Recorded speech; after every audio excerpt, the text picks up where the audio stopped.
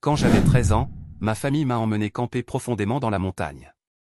La première nuit, nous étions assis autour du feu à rire. Le lendemain matin, je me suis réveillé seul dans la tente. Pas de traces de pas, pas de mots, pas d'équipement, juste disparu. J'ai marché pendant des jours jusqu'à ce qu'un garde forestier me trouve. Ils ont contacté mes parents. Quand il a décroché, il a dit que c'était un mauvais numéro. Puis il a fait une pause. Dites-lui d'oublier que nous avons jamais existé. Et il a raccroché. Après ça, j'ai cessé de faire partie de toute famille. 10 ans plus tard, j'ai fait quelque chose qui a détruit leur monde. Il y a une semaine, j'ai reçu une lettre d'un avocat. Hier, je me suis réveillé avec 63 appels manqués. Ma sœur a envoyé des notes vocales comme « C'est quoi ce bordel? Qu'est-ce que t'as fait? Papa vomit, il ne peut même pas se tenir debout, il a lu la lettre et s'est effondré. » Donc, je ne sais pas si c'est le genre de truc que les gens postent ici, mais j'ai lu toutes ces histoires de vengeance sur NGL. La mienne commence avec quelque chose de si étrange que ça semble presque inventé quand je le dis à voix haute. J'avais 13 ans, ma famille, maman, papa, ma petite sœur Kylie, on a décidé d'aller camper très loin dans les montagnes. Pas juste un parc d'état de base. Je veux dire qu'on a dû conduire pendant une éternité sur des routes défoncées et les derniers kilomètres n'étaient que des rochers et des arbres. Aucun signal de téléphone portable, même pas de radio. On l'avait déjà fait, mais jamais aussi loin. Je me souviens que j'ai eu un mauvais pressentiment dès le début. Pour de vrai. Mon père regardait dans le rétroviseur plus que d'habitude et ma mère était nerveuse, elle vérifiait et revérifiait sans cesse les sacs dans le coffre.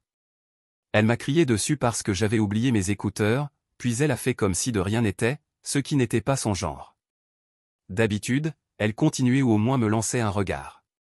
Kylie était sur son téléphone jusqu'à ce qu'on perde le réseau, puis elle a juste regardé par la fenêtre en se grattant les ongles. Il n'y a pas eu de grosse dispute ni de drame. C'était juste silencieux. Pas le silence d'un voyage familial cool. Non, un silence comme si tout le monde pensait à autre chose. J'avais cette impression constante qu'il y avait une blague que je ne comprenais pas. On est arrivé en fin d'après-midi, on a déchargé la tente et un peu de matériel. On était censé aider, mais papa a fait presque tout seul. Il parlait à peine, je me souviens. Il a commencé à monter la tente avant même qu'on trouve l'emplacement du feu, ce qui est étrange parce que c'est le genre à avoir un plan tout rédigé. Cette nuit-là, on était autour du feu et c'était franchement agréable pendant un moment. On faisait griller des marshmallows, enfin, papa les faisait brûler, et Kylie jetait des aiguilles de pain dans les flammes pour les faire crépiter. Puis papa a dit un truc du genre, c'est bien de repartir à zéro. Peut-être qu'on se sentira tous mieux demain. J'ai juste haussé les épaules, maman n'a rien dit, elle fixait le feu. Je me suis endormi en pensant que ce voyage concernait un problème familial dont il ne parlait pas genre, peut-être que c'était à propos de mes notes ou des disputes de papa avec son frère, mon oncle Ellis. Je me réveille, la tente est fermée, le soleil est levé, il fait froid, je cherche mon sac à dos et il n'est pas là. D'abord, j'ai cru que Kylie faisait une blague. Elle l'avait déjà fait. Mais ensuite, j'ai réalisé que ses affaires à elle étaient aussi absentes. Je sors de la tente et il n'y a juste rien. Pas de chaise, pas de glacière, pas de sac, pas de voiture. Même les emballages de snacks ont disparu, comme si quelqu'un avait nettoyé après une fête. Tu connais cette sensation, comme si ton estomac se détendait d'un coup? Genre, oh. C'est grave. Ce n'est pas une blague. J'ai commencé à crier, à marcher en rond dans la clairière, à regarder derrière les arbres, à chercher des traces de pneus ou n'importe quel signe qu'ils étaient juste partis chercher de l'eau ou autre chose. Rien. Pas de mots. Pas de traces de pas sauf les miennes. Mon téléphone était mort, j'avais laissé mon chargeur dans la voiture. Je suppose que pendant les heures suivantes, je m'attendais encore à ce qu'ils sortent des bois ou crient surprise ou autre. Je suis resté là à attendre, sérieusement, comme un idiot. J'étais en colère, mais aussi peut-être que j'avais fait quelque chose et qu'ils avaient décidé de me donner une leçon, je ne sais pas. Finalement, j'ai eu faim, puis soif. Vraiment soif. Il y avait un ruisseau pas loin, alors j'ai bu de son eau, ce qui était probablement stupide, mais je ne savais pas quoi faire d'autre. La nuit est tombée, personne n'est revenu. J'ai dormi dans la tente encore, mais il faisait un froid glacial, j'ai à peine dormi. Le lendemain matin, toujours rien. Là, j'étais carrément furieux. Si c'était un test ou quoi que ce soit, il serait déjà revenu, non? J'ai recommencé à hurler, ma voix s'est cassée. J'ai commencé à avoir peur, mais surtout j'étais furieux. J'ai donné un coup de pied dans le mât de la tente si fort qu'il s'est tordu.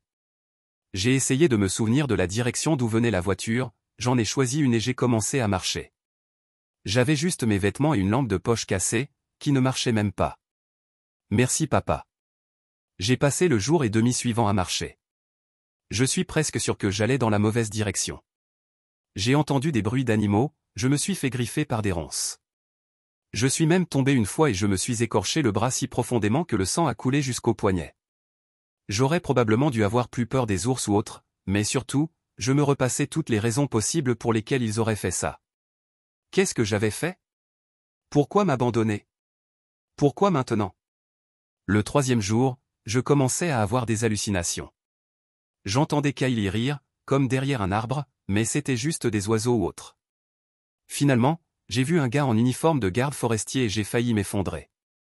Il m'a donné de l'eau, m'a posé 1 million de questions genre où est ta famille, pourquoi es-tu seul, tu connais ton adresse? J'ai essayé de ne pas passer pour un fou, mais j'ai juste dit, ils sont partis. Je crois qu'ils sont juste partis. Il m'a emmené à une station, m'a donné des crackers et du Gatorade. Je me souviens encore du goût, c'était bleu vif et j'ai failli. Il feuilletait un annuaire, oui, un vrai annuaire, pour essayer d'appeler mes parents. Je l'ai entendu parler à mon père. Il a dit, j'ai un gamin ici nommé Joseph, il dit que vous êtes son père, il est sain et sauf, vous pouvez venir le chercher. Puis il est resté silencieux et son visage a changé. Il a raccroché. Il m'a dit que mon père avait dit mauvais numéro, puis juste dit dites-lui d'oublier qu'on n'ait jamais existé, puis il a raccroché. Je n'y ai vraiment cru que lorsque j'ai vu le garde essayer à nouveau et que mon père a raccroché tout de suite. Le visage du garde était vide. Il a demandé s'il y avait quelqu'un d'autre à appeler. Je lui ai donné le numéro d'Ellis, mon oncle, le frère aîné de mon père. Ellis est vraiment venu me chercher, mais il ne savait pas quoi dire. Il était en colère contre mon père, il n'arrêtait pas de jurer à voix basse, il a presque frappé le volant à un moment. Chez lui, il m'a laissé m'asseoir dans le salon et regarder la télé, mais surtout, il évitait d'en parler. Je continuais à penser que peut-être mes parents allaient appeler, ou que Kylie allait m'envoyer un message, ou quelque chose. Rien. J'ai été envoyé vivre chez Ellis pendant un moment. Il n'était pas mauvais, juste maladroit. Il ne savait pas quoi faire avec un adolescent. Je n'ai eu aucune nouvelle de ma famille. Même pas un texto. Il s'est passé beaucoup d'autres choses, mais c'est comme ça que tout a commencé. Je n'ai jamais vraiment eu de réponse, pas à l'époque en tout cas. Juste cette phrase de mon père, comme si j'étais une chose cassée dont il ne voulait plus. Je ne cherche pas de compassion ou quoi que ce soit. J'avais juste besoin d'écrire ça quelque part. Si tu te demandes si je les ai jamais revus, non, pas vraiment. Pendant des années, j'ai juste ruminé tout ça, honnêtement. Mais ouais, 10 ans plus tard, j'ai eu ma chance, et pour de vrai, je l'ai saisie. Si tu veux la suite, demande, je ne retiens plus rien maintenant. Mise à jour 1, d'accord, alors quelques personnes voulaient la suite, et franchement, j'ai besoin de sortir ça de moi, donc voilà ce qui s'est passé. Après l'histoire où ils m'ont laissé dans les bois, si t'as pas lu la première partie, peu importe, mais sache juste que j'avais 13 ans, mes parents m'ont emmené camper, le lendemain matin, ils avaient disparu. J'ai marché, le garde forestier les a appelés, mon père lui a dit que c'était le mauvais numéro et de me dire d'oublier qu'ils avaient jamais existé. Voilà, c'est tout.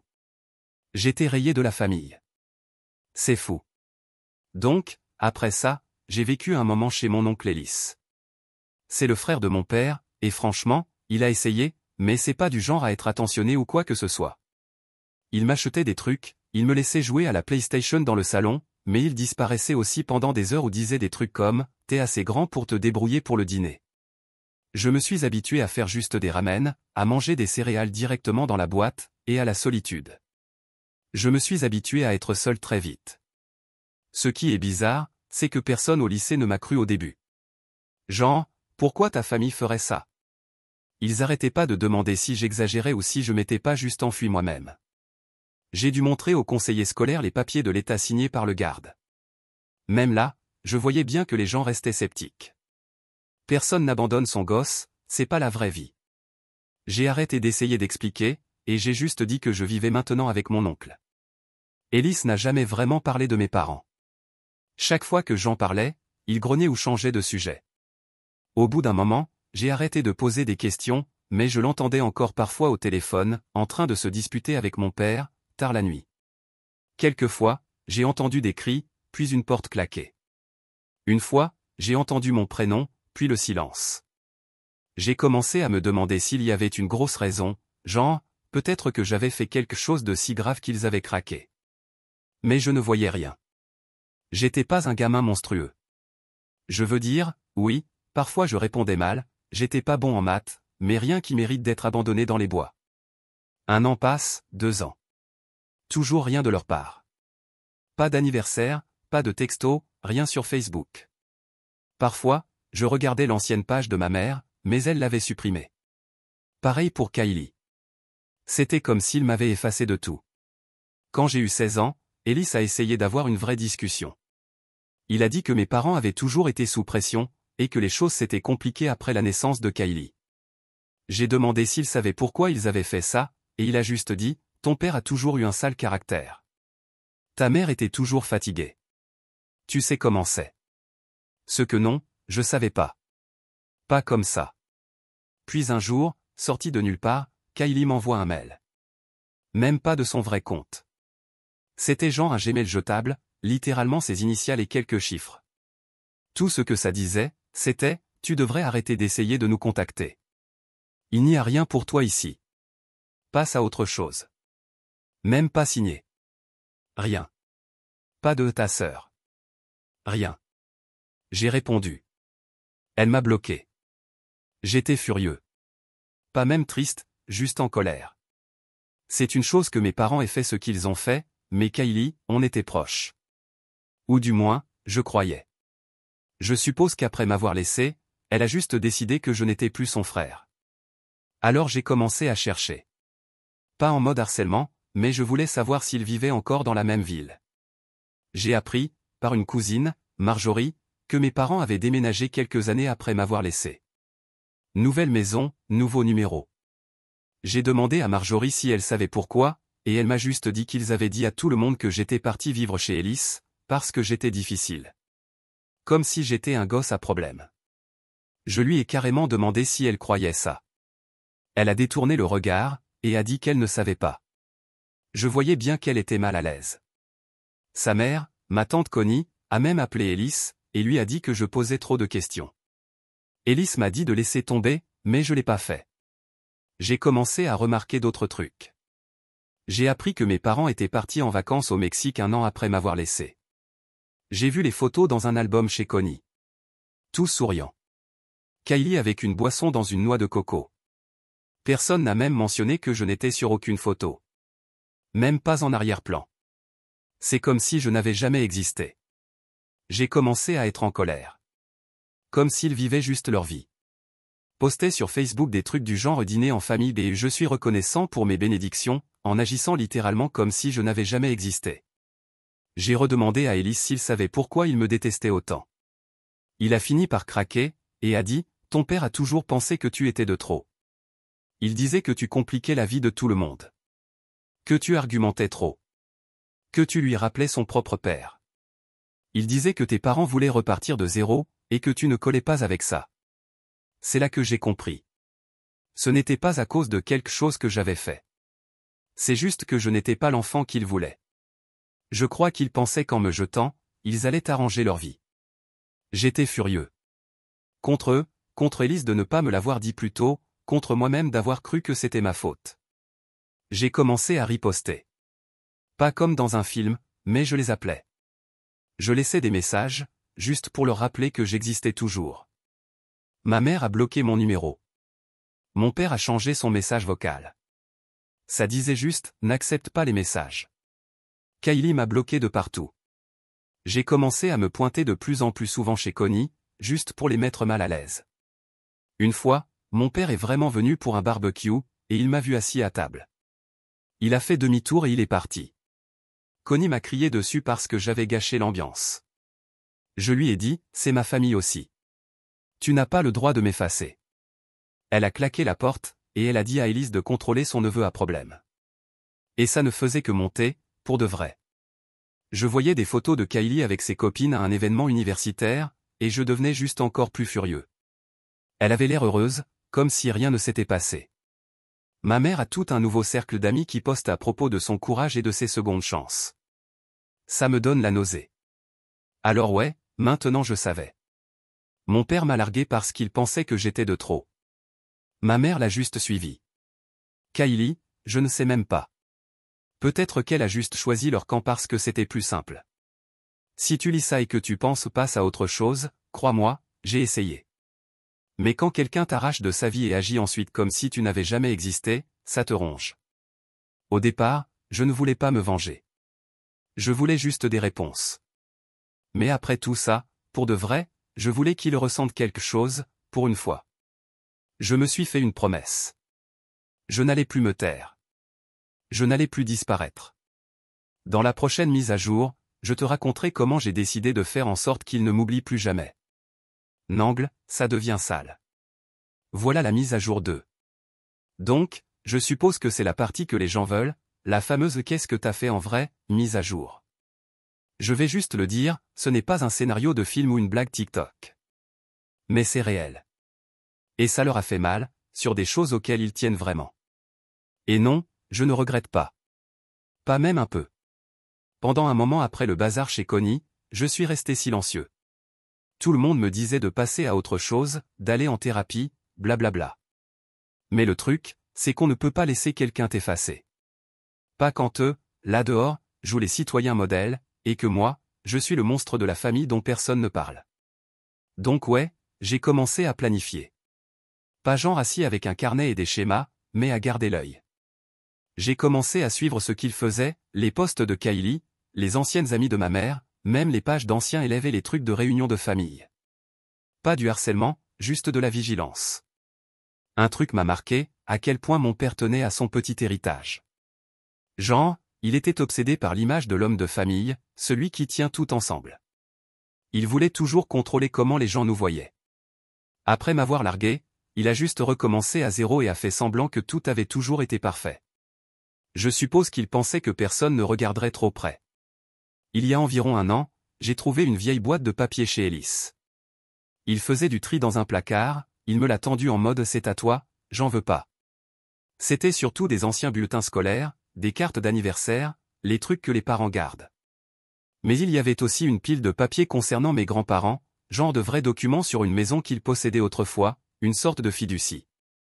J'ai demandé à Ellis, et il a juste haussé les épaules. Il a dit que tout avait été réglé il y a des années.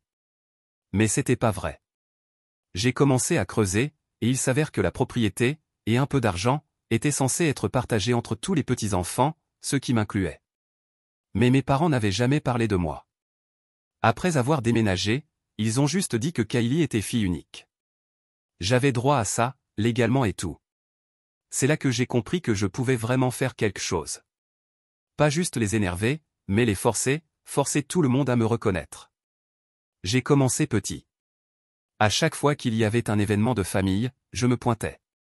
Pas pour être poli, juste pour que ce soit gênant. À la fête de fin d'études de Kylie, je suis passé. Elle a essayé de m'ignorer. Mon père m'a pris à part, m'a dit que je n'étais pas le bienvenu. Je lui ai dit, je vais nulle part. Je suis de la famille, non? Il a essayé de passer devant moi, je n'ai pas bougé. Il m'a vraiment poussé. Je l'ai repoussé. Ma mère m'a attrapé le bras, je l'ai dégagé.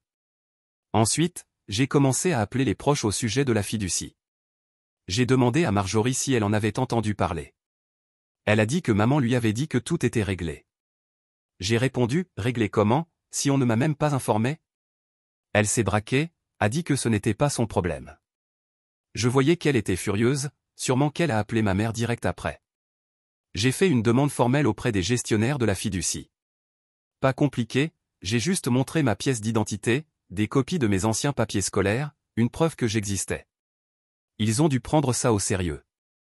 Ils ont suspendu toutes les distributions, le temps d'enquêter sur un éventuel oubli. D'un coup, plus personne ne pouvait accéder à quoi que ce soit. Pas seulement mes parents, Connie, Marjorie, tous. Les gens ont commencé à appeler, à envoyer des messages. Pourquoi tu fais ça? Tu fous le bordel. Je leur ai dit, si vous voulez m'effacer, peut-être ne volez pas d'abord. Kylie m'a envoyé un pavé de texte. Un truc du genre pourquoi tu fais ça? Tu gâches tout, t'es égoïste. Je lui ai répondu, vous avez tous eu une famille et de l'argent, et vous avez fait comme si j'étais mort. Maintenant, vous allez faire face à la réalité. Mon père a essayé d'appeler Ellis, lui a dit de me calmer. Ellis lui a dit de gérer sa propre merde. Ma mère m'a laissé un message vocal, la voix tremblante, disant « C'est pas juste, tu ne sais pas ce que tu fais ». Je l'ai supprimé. Ce n'était pas juste une question d'argent. J'ai commencé à contacter les écoles, notamment l'université de Kylie. Elle avait eu une bourse pour difficultés familiales ou un truc du genre. Et je savais qu'elle avait écrit un essai sur son parcours en tant qu'enfant unique. J'ai envoyé au comité de bourse une lettre factuelle. J'ai joint mon certificat de naissance. J'ai dit que j'étais son frère, vivant et bien réel, et que sa famille m'avait exclu pour des raisons personnelles. Je n'ai pas menti, j'ai juste dit les faits. J'ai reçu une réponse disant qu'il réexaminait son éligibilité. Kylie a pété les plombs, elle a commencé à dire à tout le monde que je mentais. En même temps, je suis passé par les vieilles photos, j'ai fait des copies d'albums de famille où j'apparaissais, et je les ai envoyées à toutes les personnes qui parlaient encore à mes parents. Je les ai juste glissées dans une enveloppe, sans adresse de retour. Soudainement, les gens ont commencé à poser des questions à l'église, lors des événements du quartier, même dans leur stupide club de lecture. J'en entendais parler par Marjorie ou Connie, qui appelait Ellis pour se plaindre que je ruinais la réputation de la famille. Honnêtement, je m'en fichais. Je voulais que ça fasse mal. Je voulais qu'il ressente ne serait-ce qu'une fraction de ce que ça fait d'être effacé. Mon père s'est réellement pointé un soir chez Ellis, hurlant, exigeant que je sorte et que je l'affronte. Ellis lui a dit de quitter sa propriété. Papa a commencé à le bousculer, Ellis l'a repoussé. Maman a essayé de calmer tout le monde, mais elle a fini par coincer la main de papa dans la porte. Je ne suis pas sorti. Je suis resté dans la cuisine, à les écouter se battre comme des gamins. Et pour une fois, je ne me suis pas senti comme le problème. L'affaire de l'héritage a traîné pendant des mois. Mes parents ont essayé de la contester, ont dit que j'étais en rupture avec eux, donc que je ne devais pas compter. Ça n'a pas marché. Les avocats leur ont dit que, sauf s'ils pouvaient prouver que j'étais mort, j'avais droit légalement. Ils ne pouvaient rien prouver, à part qu'ils ne me voulaient pas. Le meilleur dans tout ça, c'est que j'ai fait en sorte que tout le monde dans leur entourage sache. Pas par du drama sur Internet ou autre, juste par des faits, des papiers officiels. Je les ai forcés à répondre de ce qu'ils avaient fait, chaque jour. Je n'en avais pas fini. Il y avait encore une étape. Et crois-moi, c'est celle-là qui les a vraiment frappés là où ça fait mal. C'est ce qui arrive ensuite. Dernière mise à jour. Voici donc la dernière pièce, Engel. C'est celle qui les a le plus touchés. Et je ne suis pas désolé. Tu peux penser ce que tu veux. Mais si tu as lu tout le reste, tu sais que je n'en suis pas arrivé là par hasard, ni sans raison. Voilà ce qui se passe quand les gens décident que tu es jetable, et que toi, tu décides que tu ne le es pas. Tout a commencé par une enveloppe étrange reçue par la poste. Simple, sans marque, même pas d'adresse de retour. J'ai failli la jeter comme un truc publicitaire. Mais elle était lourde, avec ce papier épais et cher. Je croyais que c'était une promo débile de carte de crédit. Mais à l'intérieur, il y avait une lettre d'un avocat. Pas même monsieur, rien. Juste mon prénom, bien au centre de la page. Elle disait que j'avais le droit de réclamer ma part de la fiducie familiale, et que puisque mon nom figurait sur les documents originaux, je pouvais exiger une révision complète.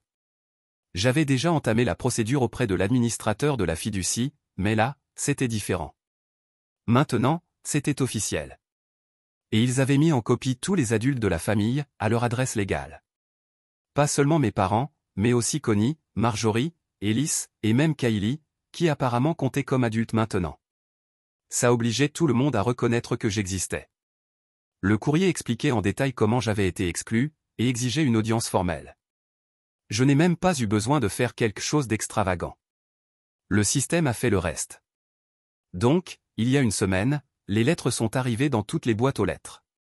Je n'ai rien posté, je n'ai envoyé aucun message. J'ai juste attendu.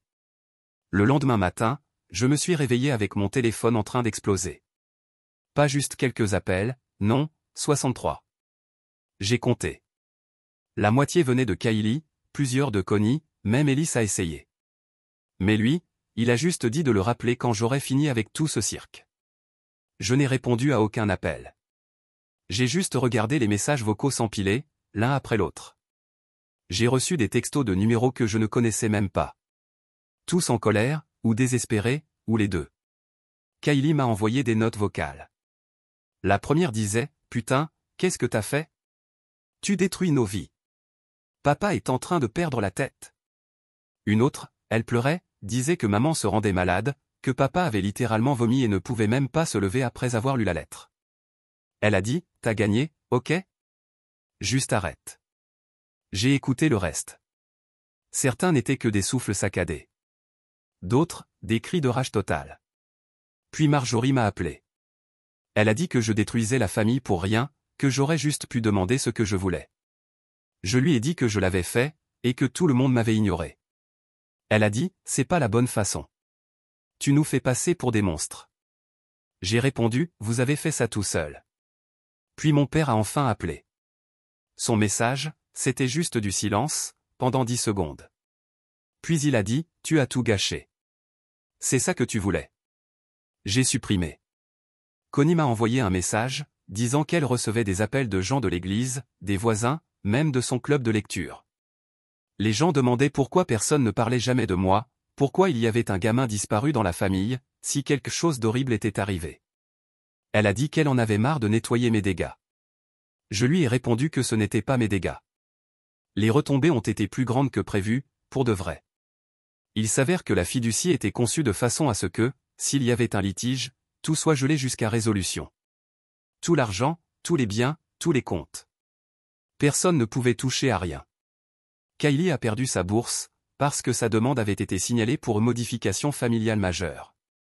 Et maintenant, les gens à son université colportaient des rumeurs sur ce qui s'était passé. Le groupe d'amis de maman a commencé à la bombarder sur les réseaux sociaux, à poser des questions, certaines l'ont même bloquée. Mon père a explosé chez Ellis, a essayé de forcer la porte, mais Ellis l'a repoussé et lui a dit de dégager. Maman était dans la voiture, en larmes, incapable de me regarder dans les yeux. Papa a essayé de m'appeler à nouveau. Je n'ai pas répondu. Le meilleur dans tout ça? Rien de tout cela n'était illégal. Rien de tout cela n'était même compliqué. J'ai juste fait en sorte que, chaque fois qu'ils essayaient de m'effacer, je sois là. Dans les papiers.